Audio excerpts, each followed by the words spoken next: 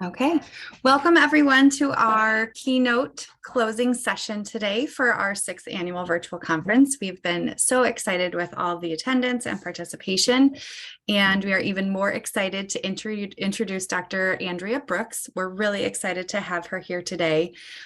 This is an introduction and an update to the Counseling Compact, and Dr. Brooks is gracious enough to join us after she's been in board meetings and briefings all day long, or I guess since 10 o'clock this morning, but I consider that all day, especially on a Friday. So again, we appreciate your time. Feel free to put in questions and comments in the chat session. Dr. McCormick and I will be looking through those throughout the session. And then at the end, if anyone does want to come off mute or interject anything more, we're happy to do that as well. And with that, I will turn it over to Dr. Brooks. Perfect. Thank you so much. And I appreciate you all inviting me to come talk about the compact today. It's one of my favorite topics to speak on. I'm very blessed to be a part of it, and I'm excited to share some information with you all today. Let's see, getting the PowerPoint, here we go. Okay. So just to get started, a little bit about me. That's a very large picture. I didn't realize it was going to be so big, but I am a licensure board member in Kentucky. I've been on the licensure board in Kentucky for almost 6 full years. During that 6 years, I've been the chair for 2 years, the vice chair for 2 years. I've been on application committees and complaints committees, any kind of committee that you can be on as a board member, I've done so. I've been, again, like I said, blessed to be Kentucky's delegate to the Compact Commission since its beginning. We're called commissioners. Fun fact there. So I'm Kentucky's commissioner, and I also have the privilege of serving as the vice chair of the commission. I've also been the interim rules committee chair, the first rules committee chair. I did not get to stay rules committee chair very long because we have a bylaw that says you cannot be on the executive committee and also be the chair of a committee as well. So I think that was about 2 months just to get it started, and then still on the committee, but stepped down as interim chair. I've been a counselor for a little over 17 years. I've been a counselor educator for 15 years. That's my main job. My paying job is the director of a master's program in Kentucky. We have around 500 students, around 50 faculty or so. So that keeps me busy. And then licensure board and compact. I'm not going to say in my spare time, but that tends to be how it works. If you can see this disclaimer here, not sure, depending on where the cameras are on your screen. I hope you can see it, but I have to read it anyway. This should be the only thing that I read in the whole presentation, hopefully.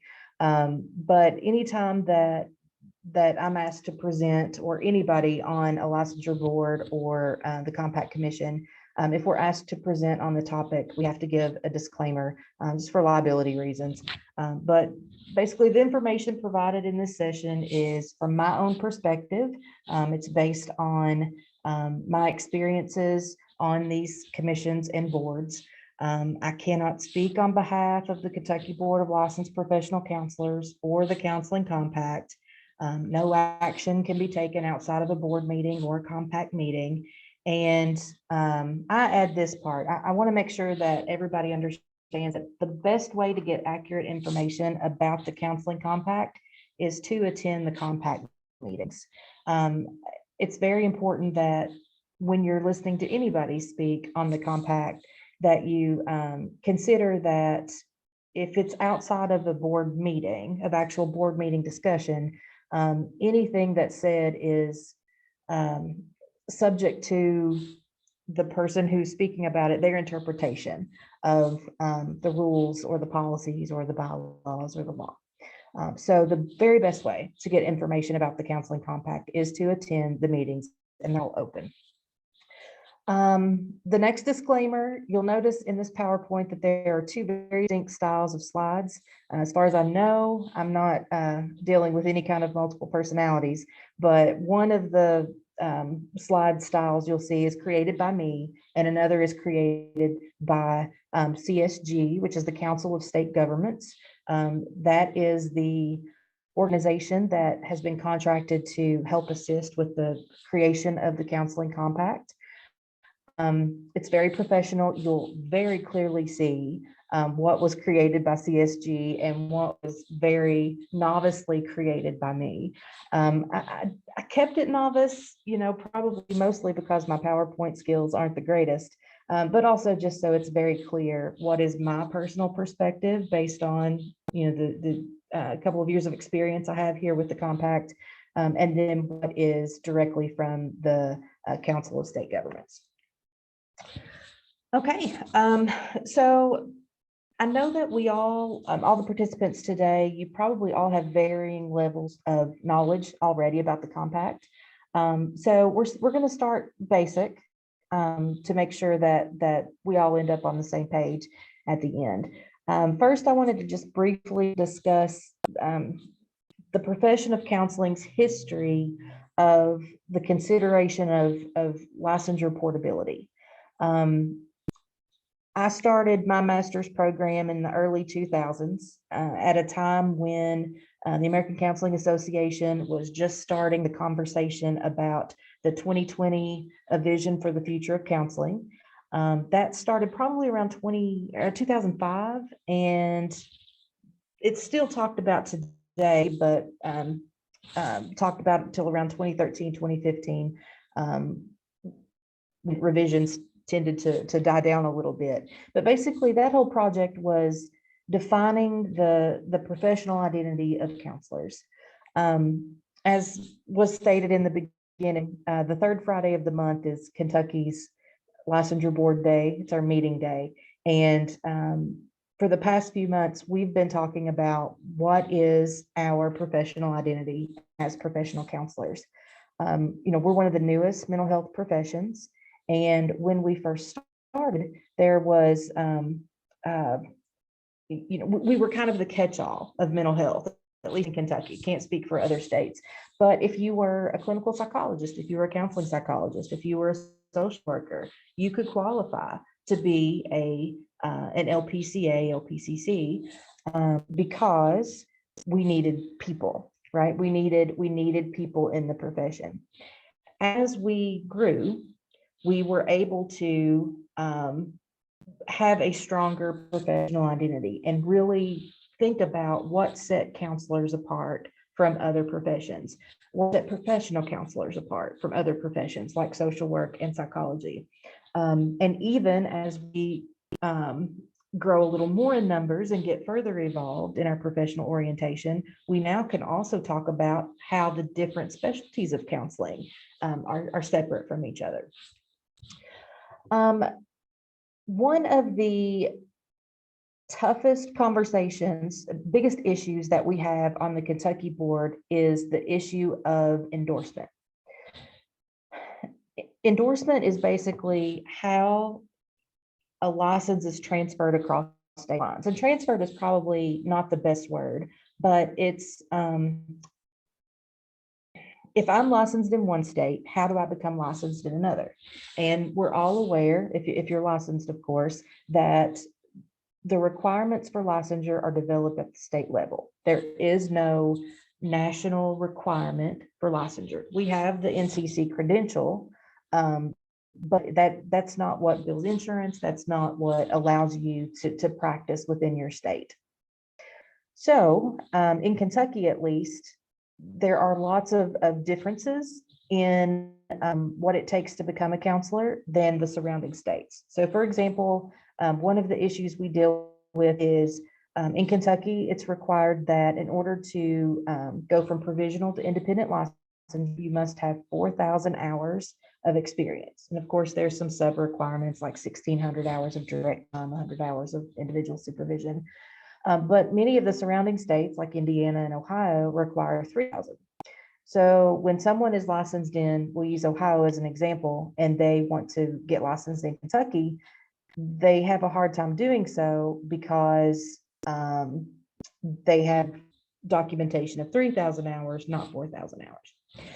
So I don't know exactly when it started, but the first version of the National Counselor Licensure Endorsement Process, NCLEP, was created. It was sponsored by AMCA, MBCC, AASCB, which is the American Association of State Counseling Boards, and ACES. They got together and said, listen, we need to have some type of endorsement policy, some sort of minimum requirement that protects the public, of qualifications, of what it takes to be licensed in each state. And if we can get some states and organizations to agree on these minimum requirements and agree to a situation where if you're licensed in this state, you can be licensed in this state, that would really help with endorsement. It would help states be able to approve licensure applications easier. It would help with military transfers. It would help to get counselors in underserved communities. Lots of things were benefited by having an idea of a better endorsement process, a more consistent endorsement process. The problem is it was very difficult to get multiple states to agree to a minimum set of requirements. And if you think about it, all states think that they prepare counselors the best, that they license the best, that their requirements are exactly what is needed to qualify counselors to counsel, and is in the best interest of clients to protect the public. So when it came to deciding what is the definition of a counselor, how many credit hours the degree needed to be, in what subject area the degree needed to be, what qualifying national licensure exam needed to be passed, must there be a jurisprudence exam? When it came down to those fine details, the NCLEP versions just did not seem to get off the ground as easily as what we're doing now. So version 1.0 was discussed around April 2017, 2.0 around September 2018. Didn't really progress much. The American Association of State Counseling Boards created an endorsement plan that didn't work out as well either. But what we are at now is the creation of the American Counseling Association contracting with the Council of State Governments. And we now have the counseling compact, and that's what we'll be discussing throughout the rest of this presentation. Okay. It's important to talk about how this version of the counseling compact was created. And I think it's important for you to know this. So when you're thinking about what the rules are, what the requirements are for the compact, and what are the pros and cons of those, when you're thinking about maybe providing some feedback to the compact commission about your thoughts about what rules should be and what should not, it's important to really know how this was created. So the counseling compact, the current version, was developed through a multi-tier stakeholder informed process that prioritized transparency, collaboration, and consensus. Now, I said I wouldn't read to you, but it's very important to know that piece because every step of the counseling compact was very intentional about protecting the public and doing so in a way that was very transparent to all involved. There's no hidden agendas. Everything follows the Open Meetings Act. There's no talking about parts of the compact behind closed doors. And it prioritized collaboration among all groups. It wasn't just ACA, it was ACA in conjunction with other organizations in the mental health field, talking to state boards, talking to attorneys of state boards. It was getting information from various folks to really figure out what can we do that is the best possible way to get more counselors practicing, as well as protecting the public, which are our clients. So first of all, like I said before, ACA, the American Counseling Association, contracted with the Council of State Governments to assist with creating the compact. Now I'm going to move a couple of slides forward and then we'll come back. But the Council of State Governments is a nonpartisan, nonprofit organization that, as it says on the slide here, serves all three branches of state government. Basically, I searched last night. I was like, how can I describe what they do? Because I really don't know what they do. They're policy analysts, and I mean, I don't want to misspeak about them, but from what I can understand in my work with them is their goal is really just to help state governments create the best laws possible, and just to do what is best for the constituents of that state. So one of their sections is all about occupational licensure interstate compacts. So they have employees that are dedicated to making interstate compacts in occupational licensure, like nursing, social work, teachers, making them as best as they can. So when I talk about the Council of State Governments, I'm talking about an organization that works with branches of state government to really improve legislation. And when someone proposes a bill, making that bill as great as it can be by doing the research, by doing the policy analysis, and by making recommendations and suggestions about how it can be as good as it can be. So going back, first of all, I want to add in that the CSG is actually located in Lexington, Kentucky as well. So I've been able to have a little more communication with the folks at CSG just because of my location. So ACA contracted with the Council of State Governments to assist with creating the compact. CSG, they did all of the research, not all of the research, but a lot of the research and analysis regarding what the scope of practice should be for counselors, what the benefits would be, what the impact of having an interstate compact about counseling would be. It was amazing the amount of research that they put together, and really made some suggestions and recommendations about what content, what requirements should be in there. Also, we were not the first compact for occupational licensure.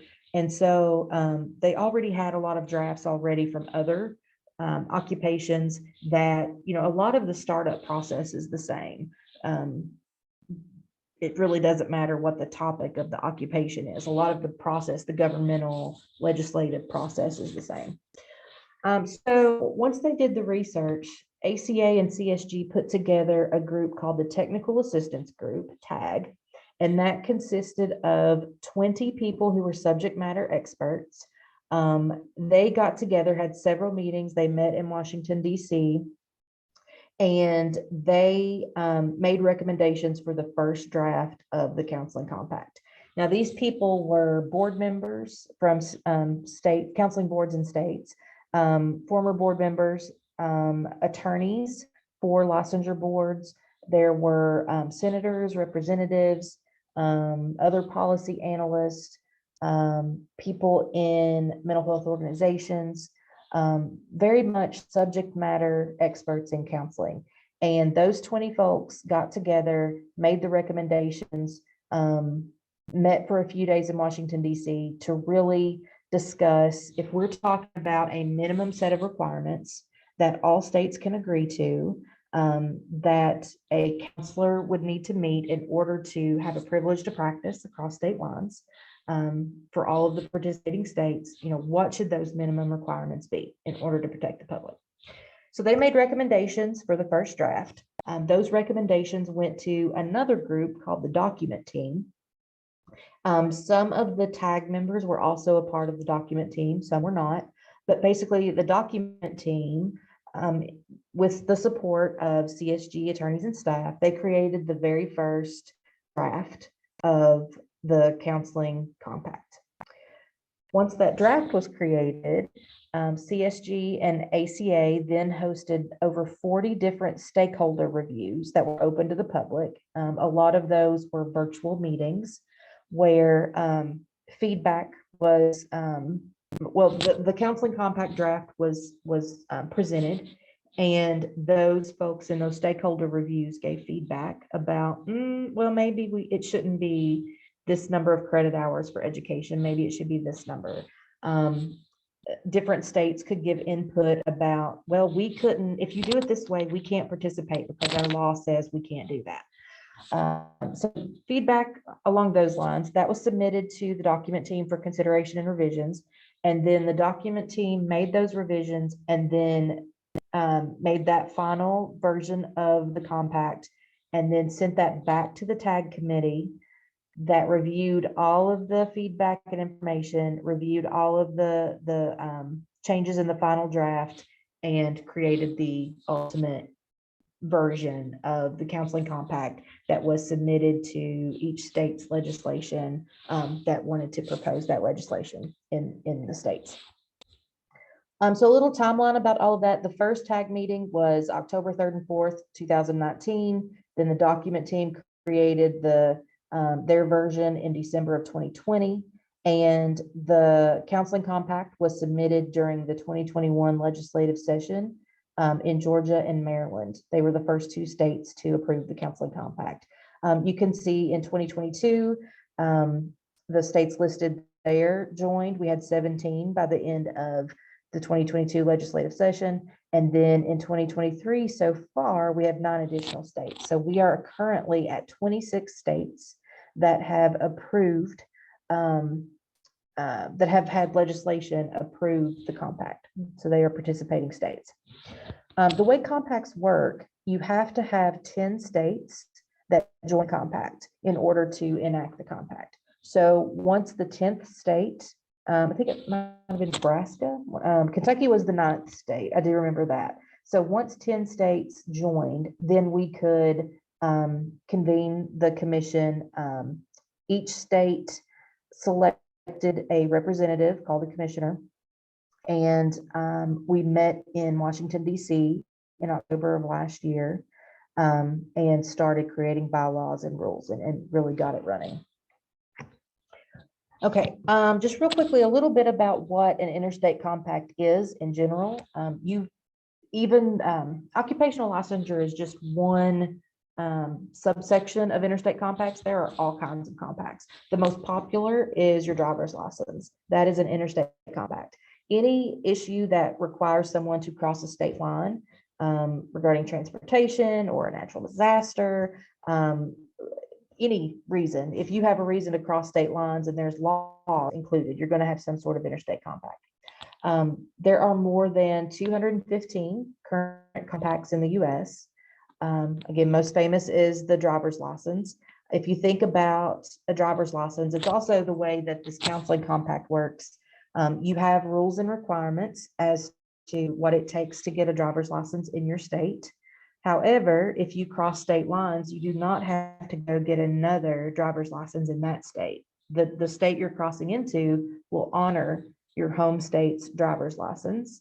However, you do have to follow the rules in that new state. You can't just say, well, in Kentucky, we drive 75 on the interstate, so I'm going to drive 75 on the interstate in your state.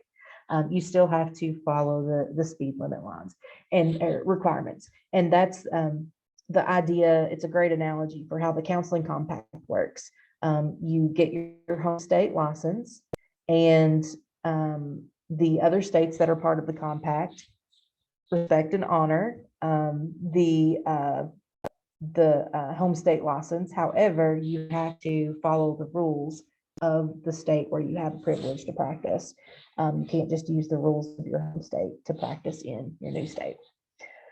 There's a precedent that's been set for international participation in compacts. The biggest international compact is with firefighters, and that makes a lot of sense to me.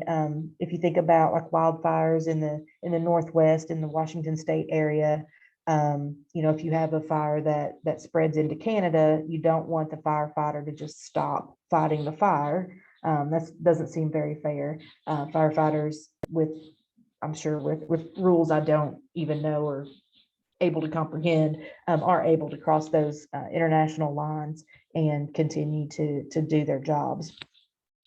Other interstate compacts with waterways, railways, bridges, highways, actual interstates that connect states. Lots of compacts there about shared resources.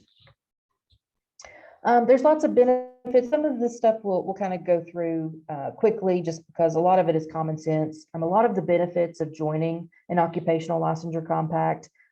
First, you just join a system. We're always stronger in numbers, and creating a counseling compact gets us one step closer to uniform requirements to what it takes to really protect the public and to be at least minimally qualified to be a counselor. There are just so many discrepancies in how each state regulates counseling.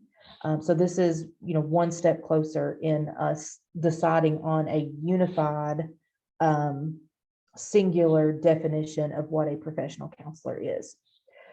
Another benefit is the data system. So in order to have a counseling compact, we have to have a data system. That is one of the biggest topics right now in our counseling compact executive board meetings.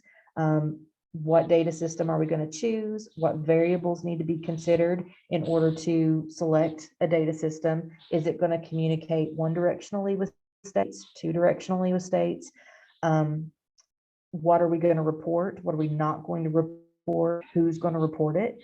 So when you think about why is it taking so long for the counseling compact to actually start taking applications, it's because there's a lot of very micro details that have to be discussed and decided upon before things can start.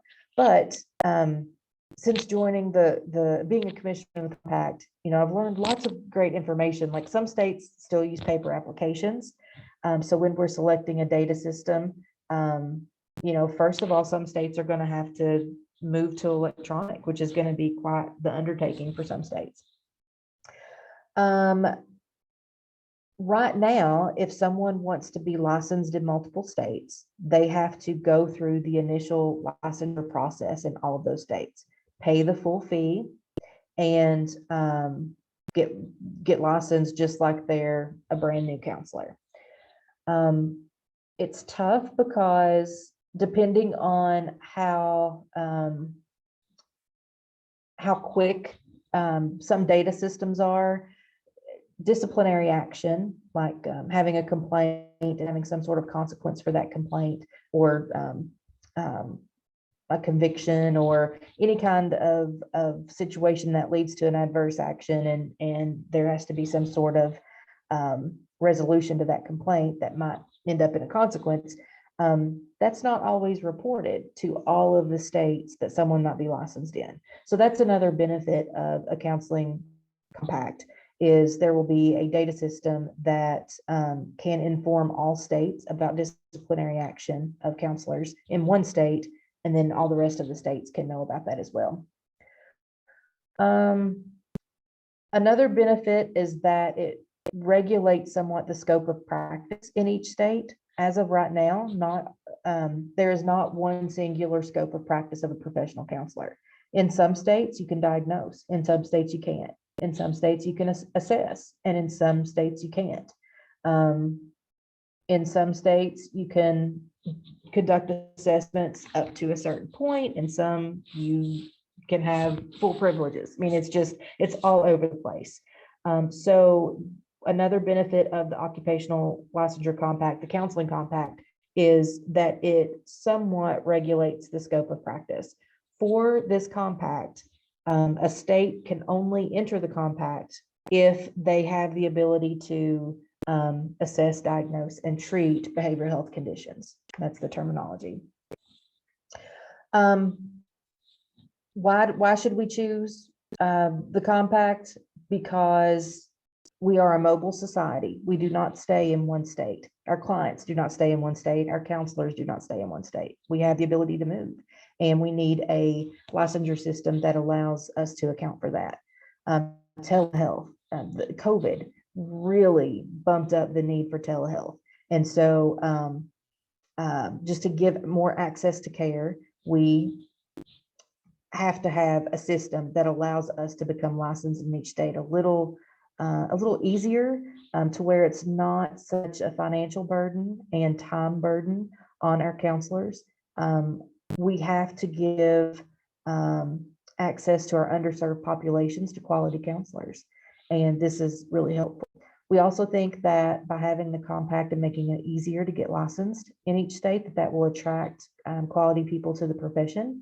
And then it's also going to be very, very helpful for active duty military service members and their families, to allow them to become licensed counselors much easier and quicker. Just to move on to make sure we get the good part of the presentation. One piece of information: the Council of State Governments indicate that there are about 8 additional compacts that you will see in occupational licensing soon. PAs, physician's assistants, physician associates in some states, massage therapy, dentistry and dental hygiene, cosmetology, social work, teaching, school psychologists, and dietitians. Those are the occupational licensure compacts that are in the works right now. Okay, our counseling compact. So the things that you want to know about this compact, first of all, I want to make sure that I say the bill, the law that all states agreed to, that is something that can't change unless your legislators file another bill and change it. So everything that is in the wording of the bill, which is found on the counselingcompact.org website, those are the parameters. So having a, we'll talk about it in a second too, but having a 60 credit hour degree, having a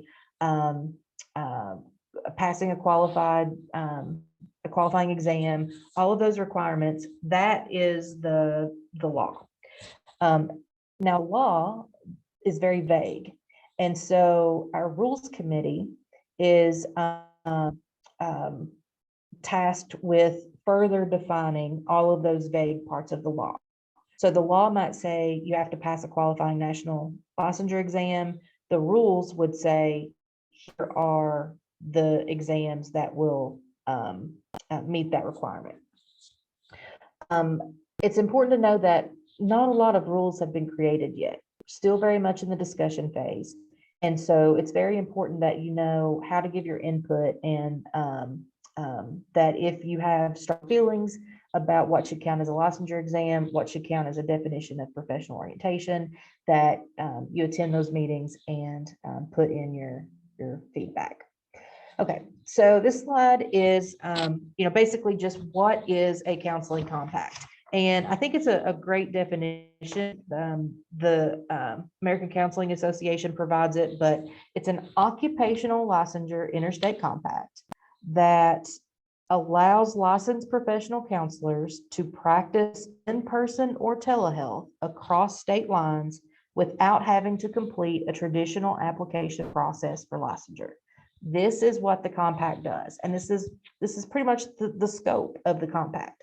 Its whole purpose is to allow a counselor who is licensed fully independently in one state to be able to also counsel in another state, either physically in that state or through telehealth, either one, without having to go through that traditional application process. Now, there's still going to be a state fee. It doesn't get you out of paying. However, it's likely to be a reduced fee for each state. So that is helpful to those who are licensed in multiple states and paying a yearly licensure fee. But it also reduces time. It's going to be much quicker. Some states, it takes up to a year to get licensed, to go through the whole process.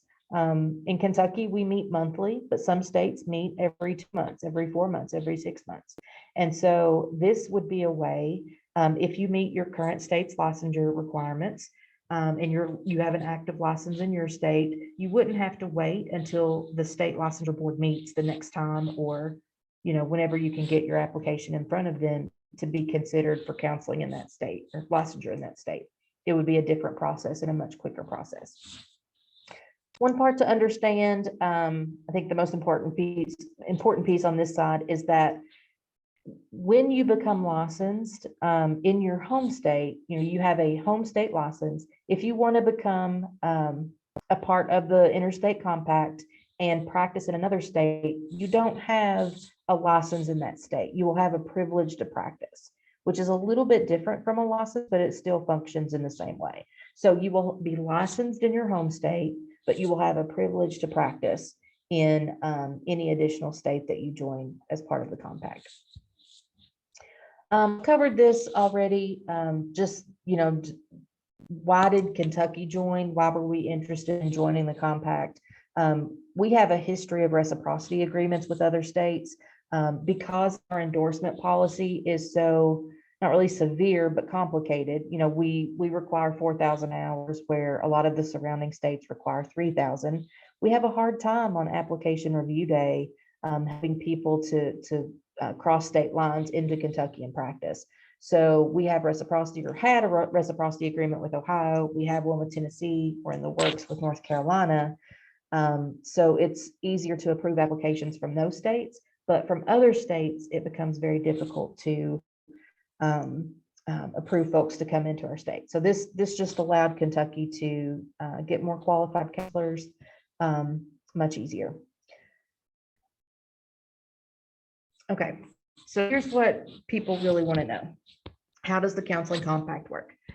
In order for a state to join the compact, they have to have these bullet points here has to be in their current law. So there's state requirements, and then there's practitioner requirements. So your state has to meet a list of requirements, and then the counselors within that state, in order to participate in the compact, should also meet a set of requirements.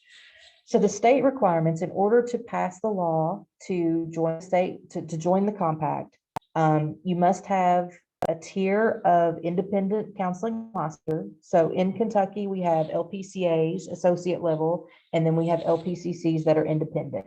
So in Kentucky, only the LPCC tier would qualify for participation in the compact. You have to pass a qualifying national counseling exam. You must have some sort of supervised postgraduate professional experience. That has not yet been defined in the rules committee, neither has the exam. You have to have a 60 semester hour master's degree in counseling or related field. And if you look at the actual wording of the legislation, it talks about 8 different areas that have to be addressed in that degree, and they're the same as the KCREP subject areas. Your state must investigate, have the power to investigate complaints. And then the scope of practice of a counselor in your state has to include assessing, diagnosing, and treating behavioral health conditions. If you meet those criteria, you could, in theory, find a sponsor for the bill to join the counseling compact, have that sponsor, have that legislator push that through your state government, and in theory, join the compact. The scope of practice bullet has been a tough one for some states. A few states have had to delay joining, having a sponsor for this bill and joining the compact because they weren't allowed to diagnose, or they didn't have the scope of practice to assess. And so they had to do some statute work to give that scope of practice to counselors before they could attempt to join the compact.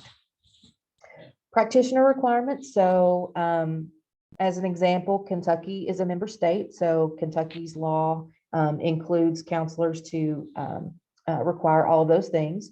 But as a counselor, if I, Andrea Brooks, wanted to join the compact, I would need to have my home state be a compact member. So I think this is a question that I get asked a lot. What if the state that I live in is not a member state, but I am licensed in a member state? You have to be, it's basically your driver's license. Wherever your what state your driver's license is in is considered your home state. and that state has to be a member state. So if Kentucky was not a member state, but I was licensed in Ohio and they are, I still would not be able to be a part of the compact, because my home state where I live, where the laws govern me, that has to be a compact member state. So if you are living in a state that is not a part of the compact, and you want to be a part of the compact, you really need to engage in some advocacy efforts, help to find a sponsor of a bill, talk to your state organizations to help the compact go through your state. You have to have a social security number and an MPI number, no consequences against your license within the past 2 years. You have to have an FBI background check that you, I mean, pass is a tough word, but that will be discussed with your state board. You have to adhere to the scope of practice of your state. You have to stay in compliance with your home state's continuing education requirements. In Kentucky, it's required 10 hours a year, plus there's like 3 hours of law and 3 hours of this and 3 hours of that. So I have to stay in compliance with my home state's requirements for CEUs.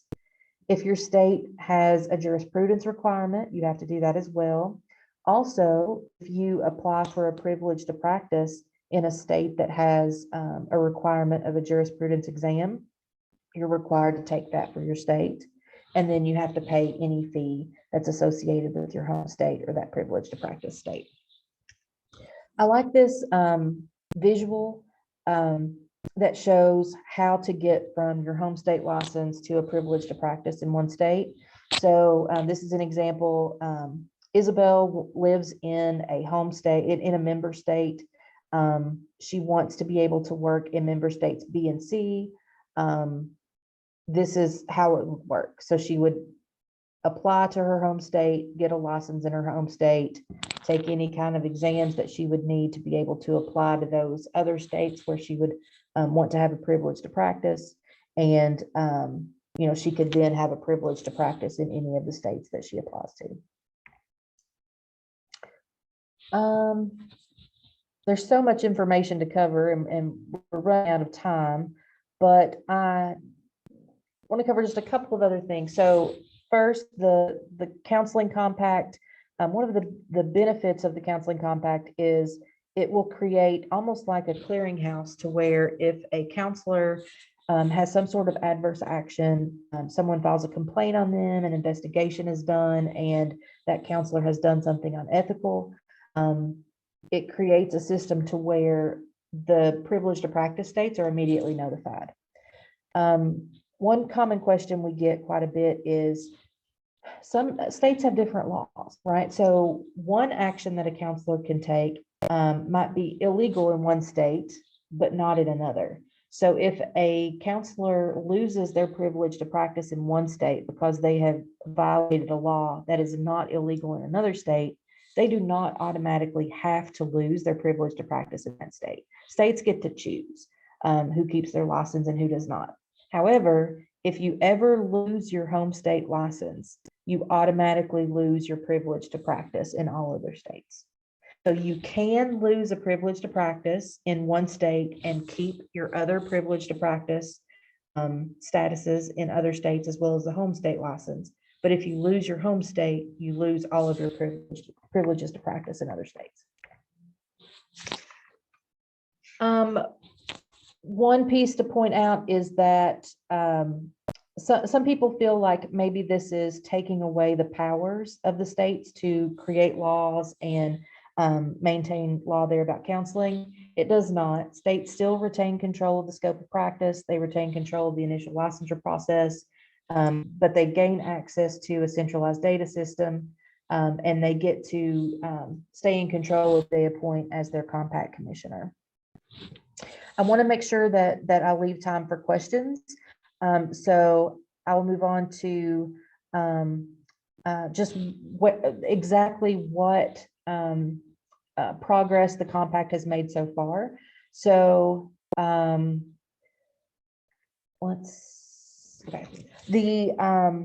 compact was officially enacted when the 10th state passed legislation. Each state then appointed their commissioner as well as an alternate. So I'm the commissioner of Kentucky, Dr. Hannah Coit, who is Kentucky's board chair currently, is the alternate. At that point, we were invited to Washington, or the commissioners were invited to Washington, D.C. back in October of 22. We met and we created the first set of basic rules and bylaws to be able to implement the compact. That full commission, which is one commissioner from all active member states, we will meet 1 to 2 times per year. But an executive committee was voted on at that meeting, and the executive committee meets monthly and can act on behalf of the commission between meetings. At that meeting in Washington, we approved the bylaws, we created the executive committee, and we also approved 4 ex officio members of the compact. So basically, it's 4 organizations that we felt had a very important role in the compact and needed to have input about where the compact should go and the rules and requirements. So those members are American Counseling Association. Of course, they pretty much started this thing, and they're the primary funder of it. AASCB, the American Association of State Counseling Boards, MBCC, and AMCA. They each have appointed one person to be present at compact meetings and commission meetings. Here's the executive committee. The chair is Jamie Doming from Louisiana. She is the executive director of that board. You can see I'm the vice chair of the executive committee, and you can see the other states that are represented on the executive committee. These are all open meetings. However, just like with a regular board meeting, if you've attended one of those for your state, only committee members speak until the end of the meeting, and it's over public comment. I've heard some complaints about, why is it not all counselors? It's important that, our representation on this board is all counselors. However, I want to explain that for just a second. You can see it's pretty much half and half, right? There's 4 board members. So 4 people are trained as counselors. 3 people are trained as executive directors, the administrative folks that help to run the boards. It's very important that perspective is on the executive committee for things like how the data system works, how complaints work, just those administrative processes. A lot of the getting this organized, getting this initially started, we really need those executive directors and their knowledge. And honestly, they're the folks that have done a lot of the groundwork to help us choose a data system and help us meet those needs. Okay, so before I move to questions, I want to make sure that you guys know that your input is absolutely valued. Executive committee meets every second Wednesday at noon Central. The rules committee meets every 4th Wednesday at 11 Central. We also have a finance committee that meets as needed. If you go to counselingcompact.org, you can see links to all of those meetings. It's very clear, it's very intuitive. You can see who's on the committees. You can see links to the agendas, links to the meetings, the minutes. You can see every action that's ever been taken. And then once the compact gets started, and we start taking applications, there will be more committees like complaints committees that I doubt will be public, but you never know. I learn something new every day. I want to also say most people are interested in the rules committee. I want to make sure that people know there have been absolutely no rules approved on any of the definitions of the professional orientation or the components of the application.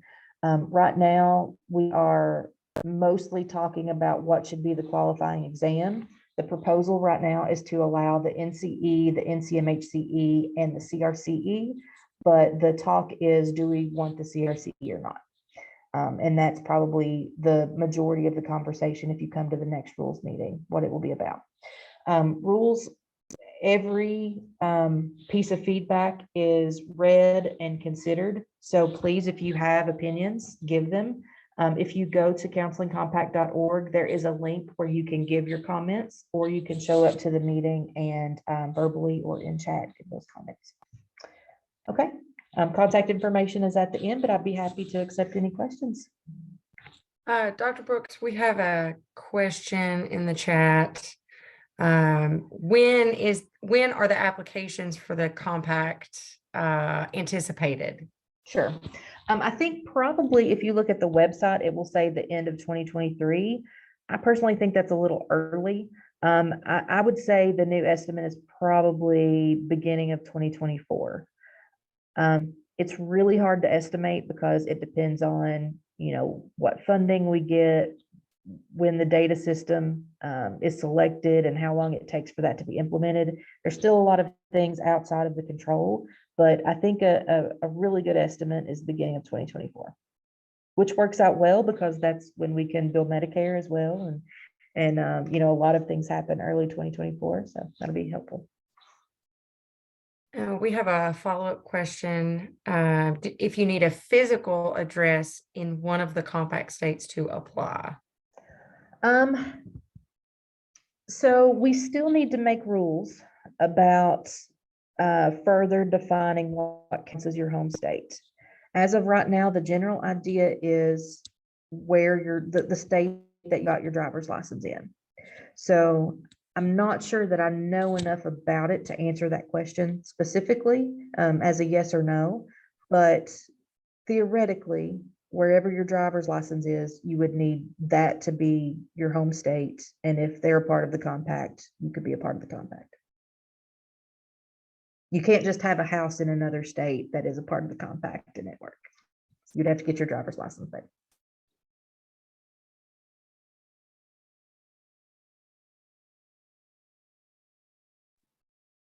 Any other questions anybody's got? I was looking to see how to unmute everyone, but I can't find it again. So.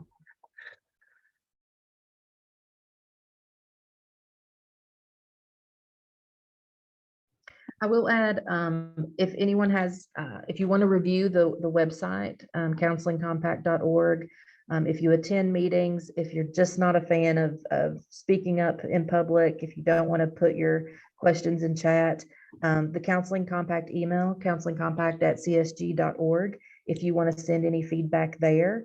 The interim executive director, her name is Isabel. I guess that's why she used that example in her in one of the slides, but she really does keep track in a spreadsheet of all comments that comes through. She groups them on category and presents them a week ahead of time to the Rules Committee members, and we review those. Every comment is reviewed.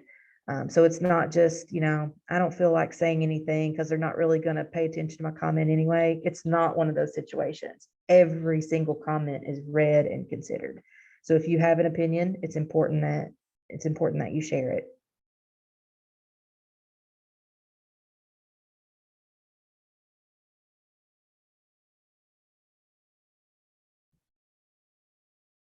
Any more questions?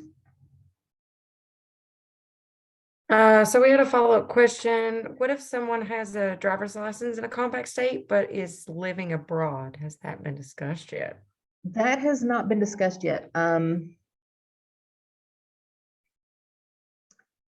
Those are types of situations that I think would be great to send as feedback. Like, hey, when you're making this rule, please consider these situations. We have to think about military. And so I think there will be some thoughts about, or some rules made regarding folks in the military who are in that situation. I'm sure it would depend on whether you're temporarily located out of the country or if you are permanently located out of the country. So that does not have a clear answer, but I appreciate that question, and I can now ask that during our Rules Committee meetings when we get there. A lot of topics we're just not there yet. So at the end of our Rules Committee meetings, people will bring up questions and we're like, that's a great question. And no, we don't have an answer, but we're not quite there yet. We're still talking about the exam.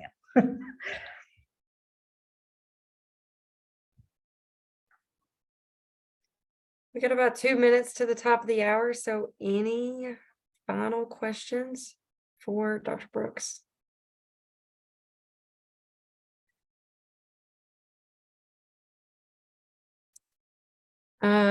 So we get a question that, let me see here. It just home state does come in the counseling compact. If so, what if I move to another state? Do I have to get a new license? That is a popular question. And it's another one of those, we'll have to make a rule or a definition on that. If you move to another state, well, I can say this, I think the intention, and be careful holding me to this because again, a disclaimer, there is not a rule on it, but I believe the intention is if you move, your new state would have to be a part of the compact. When you move, you get a new driver's license. That's now your home state. You're now governed by that state's law. And so that state would have to be a part of the compact in order to still be a part, for you to be a part of the compact. However, that will not apply to military. If you're active military and you're transferred to a new base, you get to choose what your home state is. That's a pretty cool piece. And if you're a military spouse as well. So if you're military, that will not apply. But if you're not military, as of right now, it's looking like you would have to get a driver's license in that new state, and you would be held to the law of that new state. Yes. Okay. We have we'll say this is the final question. What about clinicians who have more than one state license already? One within the compact and one that is not, and that person's state is not within the compact. Right. So, and it kind of cut out a little bit. So did you say that a person is licensed in more than one state right now? Home Yes. state is not a part of the compact, but the other Yes. state is. That person would not be able to participate in the compact. Okay. Even if you're licensed in more than one state and one of those, so for example, let's say, trying to think of a state that's not a part. I mean, I don't think Illinois is a part of the compact right now. So if I'm licensed in, if I'm living in Chicago and they're not a part of the compact, and I'm also licensed in Kentucky where they are a part of the compact, even though I'm licensed in Kentucky, my home state is not Kentucky, it's Illinois. So I would not be able to be a part of the compact. I could still have my license in Kentucky, but I can't be part of the compact. And at that point, it's not saying you can't be licensed in other states. It's just you can't have the privilege to practice. So you would have to pay full price. The licensure fee in the other state, you would have to meet all their criteria, all their specific little criteria, like the 4,000 hours and all of that. So my advice is, if you're in a state that's not part of this compact, it's going to be really beneficial to be a part of the compact. If you have interest in crossing state lines to practice, start advocacy. Work with your state branch of ACA and help to find a sponsor to really push this compact through, because it's in 26 states right now with probably 10 more by the end of the year. I mean, it's a big thing. So, and it's great. It's going to be really helpful, and it'll make it so much easier to practice across state lines. Okay.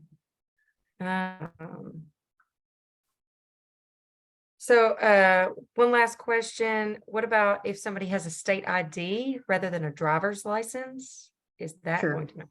Yeah, the definition right now is, it does not specifically say, I use the driver's license analogy a little too much. It doesn't specifically say right now. It could in the future, but there is no official rule on it. It's just kind of, the idea is wherever you are permanently located, which would be identified by your driver's license or where you pay state taxes, the most state taxes, because you can pay in multiple states too. So I mean, it wouldn't just be a state ID. You would have to be able to show where you permanently or majority of the time live, and that would likely be considered. There will be some sort of official rule on it. We're just not there yet, but just to give you a general idea, and to be able to answer the questions. You can't just get licensed in one state that you don't live in because it's a member state and join the compact. Okay, well, we are 3 minutes after the top of the hour. So thank you so very much. And thank you for all the valuable information. I know I have students ask about the compact all of the time. So this has been wonderful. Thank you so much for having me. Absolutely. And thank you folks for